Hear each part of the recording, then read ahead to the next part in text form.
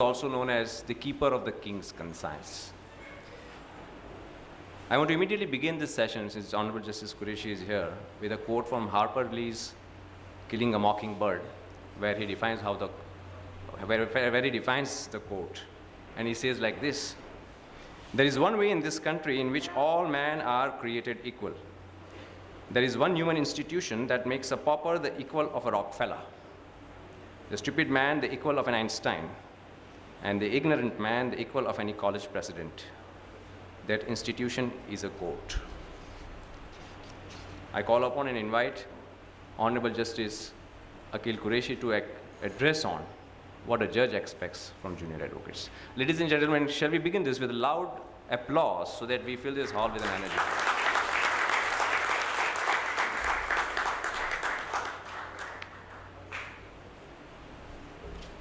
The true test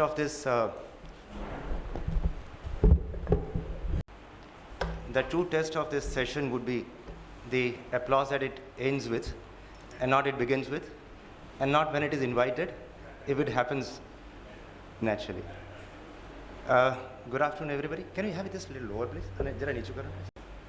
When Mr. Pandya visited me to invite me for this session, initially I was not very sure. To begin with, I'm not a very public person and rarely go out. But then I said there is some selfish motive why I decided to come here. The judge's quality, the judgments that they deliver, the work that they put in, entirely depends on the input that they get from the lawyers. If the judgment is good, if the conclusions are sound, it is because the case law and the effort which has been put in by the lawyers. And good lawyers can only come from the junior bar, who puts in great amount of effort to learn the nuances of this very complex profession. So I said I would be failing in my duty if I did not participate and shared my experiences. There is nothing to teach. When Asim Bhai said that come and talk to lawyers, I said I can talk only to young lawyers. Because those who are already above 5, 7, 10 years, it's very difficult to communicate. Anyway, they have learned certain things which is very difficult to change. So, through you, I want to tell even the other lawyers certain things which the lawyers and judges expect of you. You know, this is one profession very heavily depends on three things. One is the Constitution of India, and two, the conventions and traditions. We are all bound by a beautiful document called Constitution of India, which was framed after great many debates. The Constituent Assembly met before and after the partition. In the meantime, the country went through elation of freedom and trauma of partition. And as a result, the Constitution which the Constituent Assembly presented was woven around the protection of fundamental human rights and dignity of human beings. As you would know, even before the country went through its first general elections, the Constitution underwent its first amendment, and then started great judicial debate whether a Constituent Assembly, which is not yet directly elected by members of the people, can it amend a constitution? Can fundamental rights be amended? Are all fundamental rights open to amendment, or are there any restrictions? And these debates went on for a long time. Justice Hidayatullah, for the first time, planted this thought that I do not think that fundamental rights are a mere plaything of a majority. He did not disagree with the 5-bench judgment, who held for the first time that all fundamental rights are amenable to amendments. But he planted this idea and said, for future generations to come, let me plant this idea. I do not think all fundamental rights are open to play around with by majority. And that took later on shape in Golaknath and then Keshavananda Bharati, and lot many other judgments later on. I briefly touched on this aspect because I'm going to come back to constitution at a later stage. The second other thing aspect I said is traditions and conventions. And that is why the past generations pass on their traditions and conventions to the future generations who come into the practice. I was told that when judges earlier than my generation had any problems, they would look up to Justice P.D. Desai, a stalwart, a most respected judge of our time, who was one bypassed for appointment to Supreme Court and thereafter offered, thrice refused. Very few people have that courage. Courage of conviction, courage of integrity.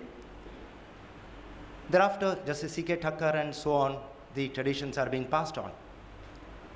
So this is one profession which heavily relies on traditions and conventions.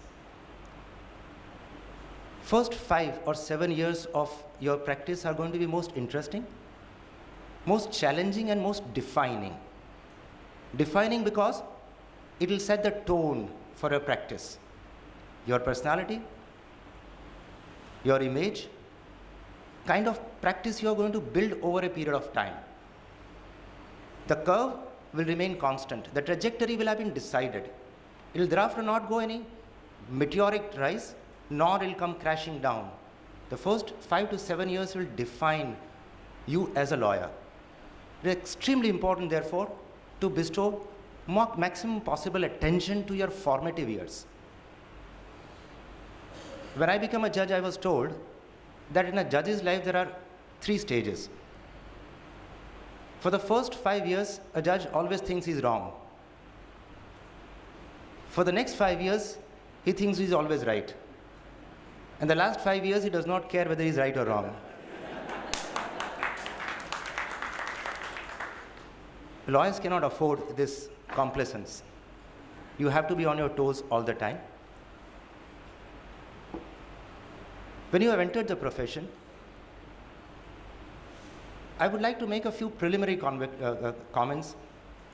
This profession has undergone dramatic changes since I entered, since some of our senior friends present here have entered, and it is going to look dramatically different by the time you people call off your days. The most significant and positive change I see is that you people are here by design. We were here by chance. Large number of very good lawyers never thought they will one day become lawyers. My father had worked 3 different services in 3 different places before he found out his 7 years old law degree and said, let me put it to some use. Late Shri G.N. Desai, a stalwart in his time, soon after his father's unexpected and sudden death, joined City Civil Court as a judge, resigned and came back as a lawyer. Till my last year of BSc, I did not know I was going to do law. We are all here, therefore, by chance. You have committed very early. Many of you, I believe, are from 5-year law courses, right? How many are from 5-year law courses here? And how many of you, whether 5 years or law course, after degree without working elsewhere, have joined law immediately? That makes about 80% of the audience. It is vastly different. This complexion is vastly different from my time. 2 of our lady eminent judges had joined bar much later. Rekha Ben and Harsha Ben both joined the bar much later, became outstanding judges. That's a different point.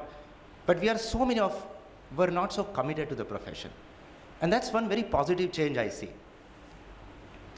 When you enter the profession, this is for those who have just entered a year or 2, you are going to be slightly nervous. Every time you face the court, you're going to be unsure. There is nothing wrong with that. But what do you do about it? It's like, ask anybody whose mother tongue is not English, like us. In Gujarati, we have learned in Gujarati, our all schooling life we have done in Gujarati, and suddenly we switch over to a foreign language, which is not my first language. What do? Anybody will tell you 3 basic principles. 1, start speaking early. Start talking early. Because at an early stage, you are always forgiven if you make mistakes. You are going to be less conscious. You are forgiven for making mistakes. 1. But second aspect, don't get used to your mistakes. Keep continuously improving, correcting yourselves. And 3, the real foundation of your speaking can come only through vocabulary.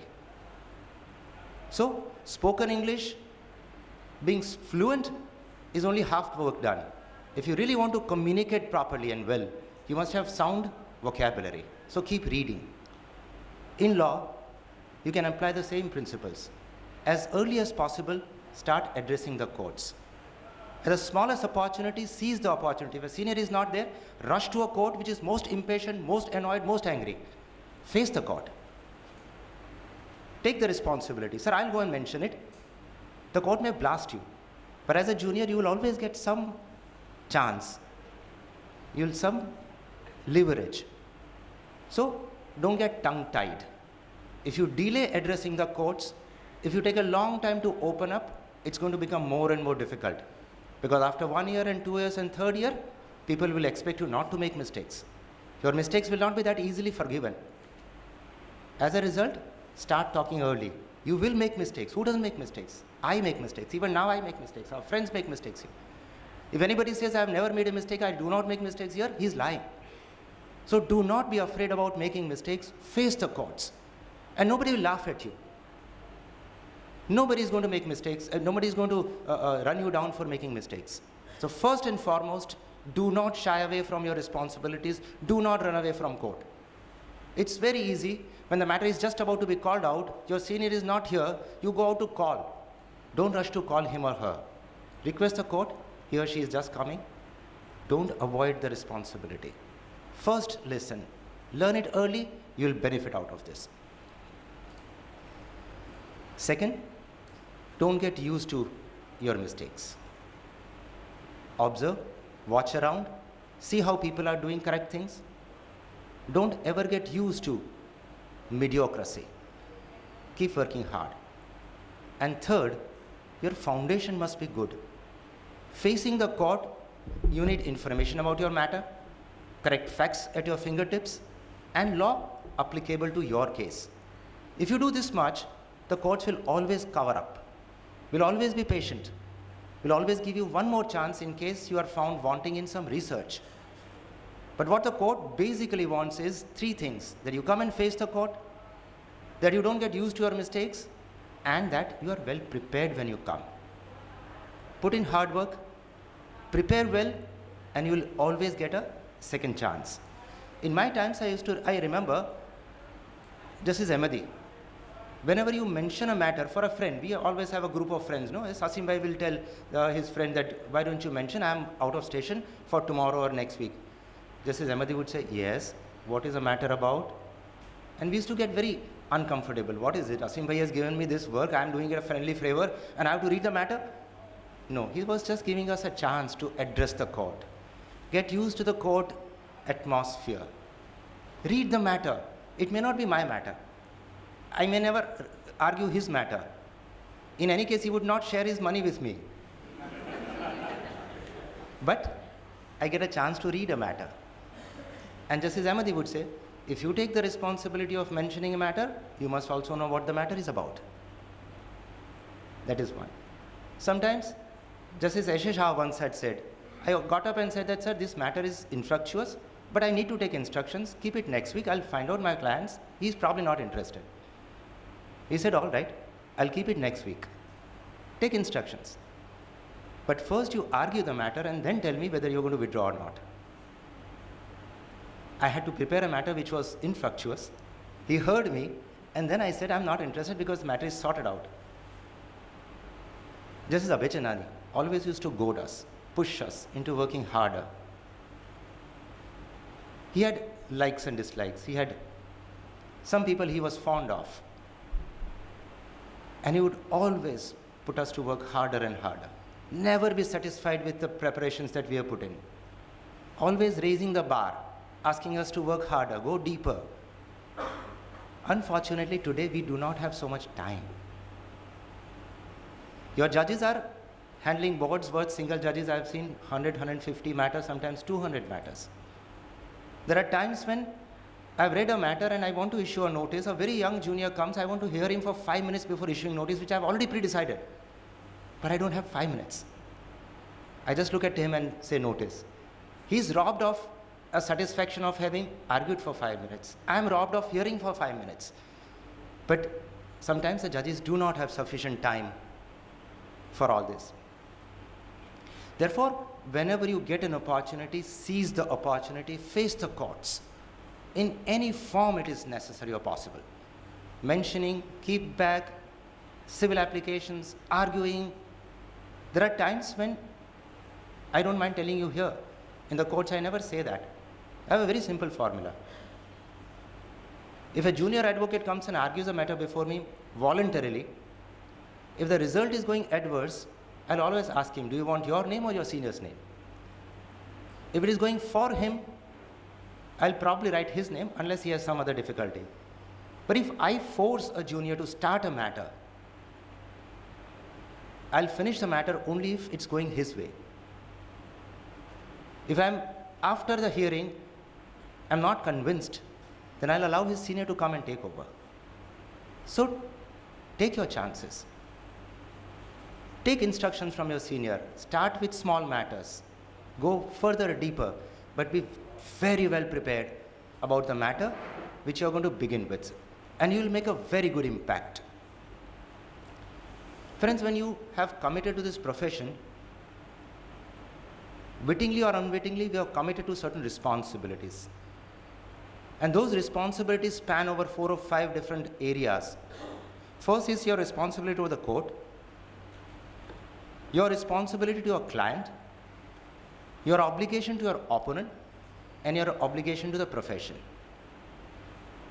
Your first obligation to the court is to be present before the court whenever your matter is called out.